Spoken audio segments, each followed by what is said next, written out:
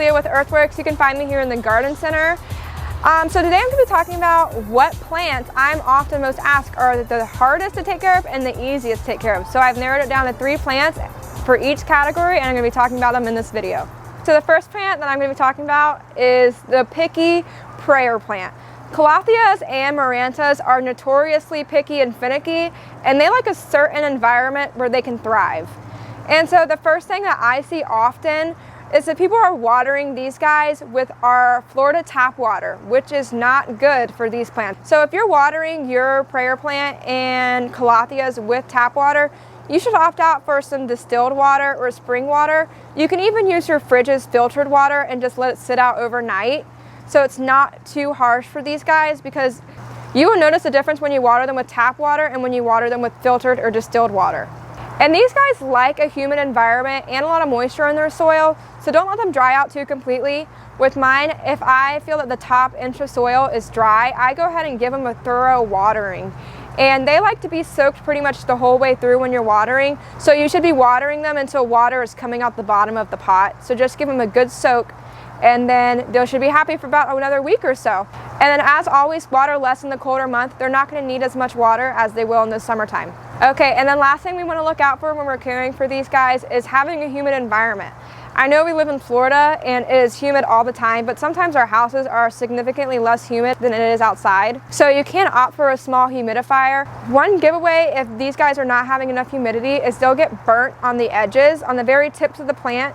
So you can check to see if it's turning crispy or like a brown tannish color, it just looks like the tip died, it's not getting enough humidity.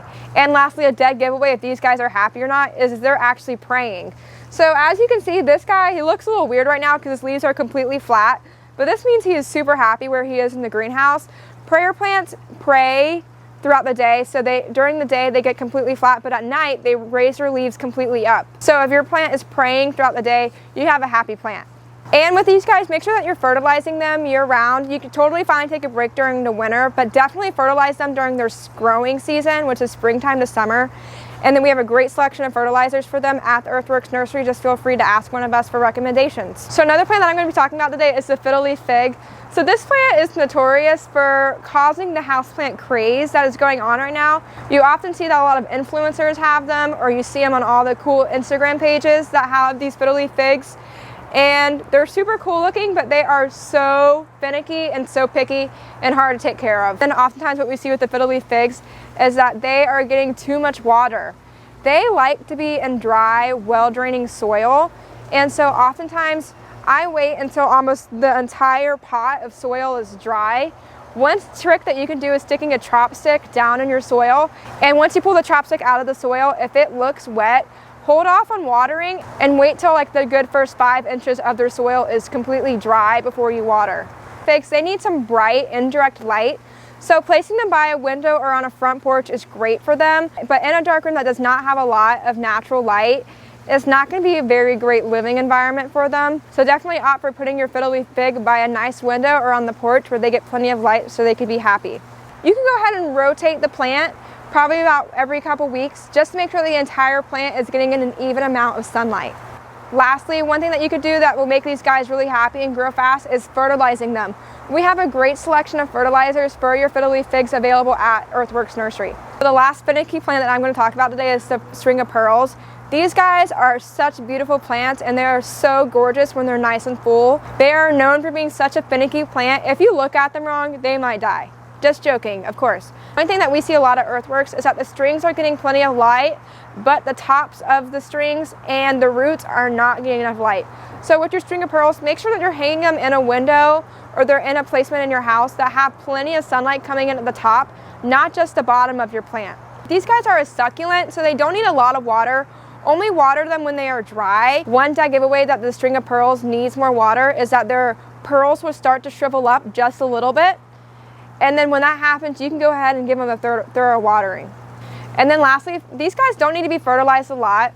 A great option for fertilizing them is the Neptune's Fish Harvest that we have here at Earthworks. You can mix Neptune's Fish Harvest in with the water that you're watering your plants with, and the stringer pearls will love that. You can opt for doing that just in like the spring or in the summer. Probably about once a month would be great for these guys. Okay, so oftentimes I'm asked, what are easy plants to take care of?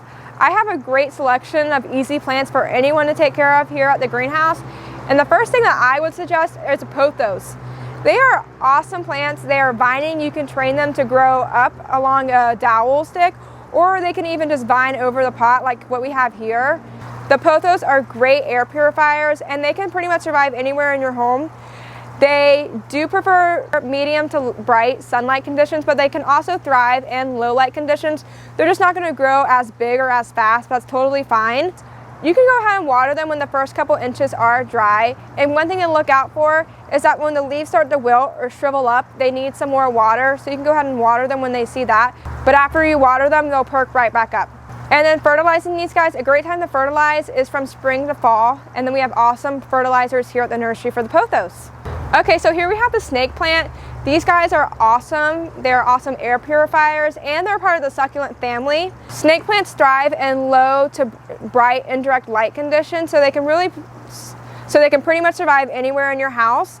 And they don't need that much watering. Just water them when they're completely dry. But remember, they are a succulent, so if you do overwater them, they will tend to rot. But it's super easy to take care of. Just make sure that you don't overwater them too much. A great fertilizer that we have here at Earthworks for the snake plant is the Dynamite Slow Release Fertilizer. So you can totally just fertilize this plant and then just leave it alone for a good while and it will be all right. And then like I said, these guys are a part of the succulent family. So if you tend to overwater them and a leaf does get really gross and mushy, you can just cut the leaf all the way back and the leaf will grow back perfectly fine and you'll have a nice healthy plant again. And the last plant that we're going to talk about today is the peace lily. These guys are great, but they can be a little dramatic, but they are not hard to take care of, whatever. These plants pretty much thrive in any condition in your home. You can put them near a window and some indirect bright light, or you can put them in a darker room in your house and they'll still do just fine. They are great air purifiers and they are pet friendly. So they are a little dramatic when it comes to watering. Here we call it Peace Queen drama. They will completely wilt, their leaves will drop down and they look so bad. But once you give them a thorough watering, they'll perk right back up in just a few hours and they'll look totally healthy again. So if you want some awesome blooms on your Peace Queen lily, it's awesome for fertilizer plants. And so we have a great selection of fertilizers here. Okay, so everyone, so that pretty much wraps up what I had for today's video. I talked about what are some of the hardest plants to take care of and what some are the easiest plants to take care of in my opinion. And we have them here all at Earthworks. So come check it out and happy planting, guys.